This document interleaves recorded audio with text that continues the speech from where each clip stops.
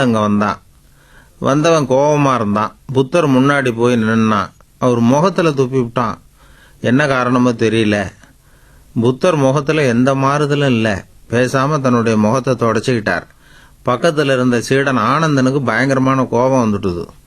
புத்தர்கிட்ட கேட்டான், நீங்க கொஞ்சம் சம்மதம் கொடுங்க, இந்த ஆளை நான் கவனிச்சுக்கிறேன். இவன் இப்போ செஞ்ச காரியத்துக்கு என்ன பலன்கிறத அவனுக்கு புரிய வைக்கிறேன்னா. புத்தர் பொறுமையா பதில் சொன்னார். ஆனந்தா, நீ ஆத்திரப்படாத. நான் என்னுடைய கடந்த கால வாழ்க்கையில இவனுக்கு ஏதாவது கெடுதல் பண்ணியிருப்பேன்.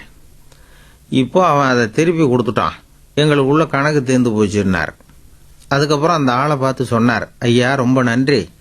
நான் உமக்கு ஏதாவது கெடுதல் செஞ்சிருப்பேன். எனக்கு தெரிஞ்சும் இருக்கும், தெரியாமலும் இருக்கலாம். எப்படி இருந்தாலும் காரணம் இல்லாமல் எதுவும் நடக்கிறதில்ல. நான் உமக்கு எதிராக எதுவும் செய்ய போறதில்ல. அப்படி செஞ்சா அது தொடரும்.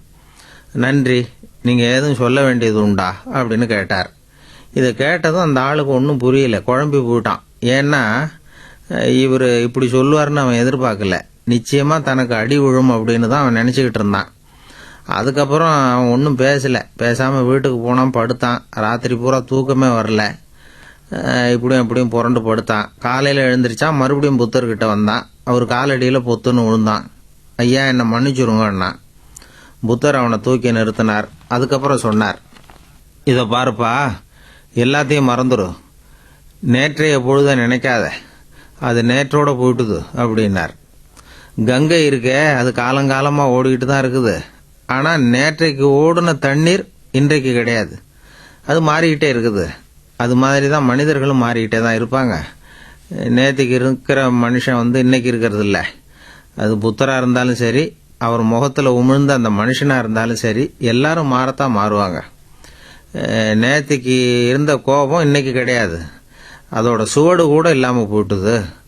புத்தருடைய மனோபலம் அப்படி. உங்களை யாராவது இழிவுபடுத்த முனைஞ்சா நன்றி சொல்லுங்கள்.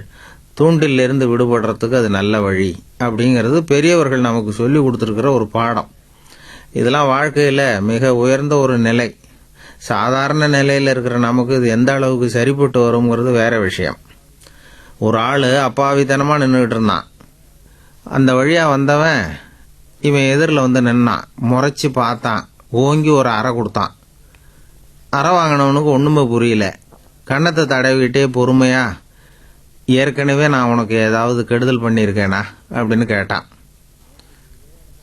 நேத்துக்கு இதே இடத்துல என்ன ஒருத்தன் பலமா அரைஞ்சுட்டான். அதை திருப்பி கொடுக்கறதுக்காக தான் இன்னைக்கு வந்தேன். இப்போ அவனை இங்க காணல. அதனால அவனுக்கு கொடுக்க வேண்டியதை உங்களுக்கு கொடுத்துட்டேன். எப்படியோ என் கணக்கு தீர்ந்து போச்சு அப்படின்னு சொல்லிவிட்டு அவன் பாட்டுக்கு போறான்.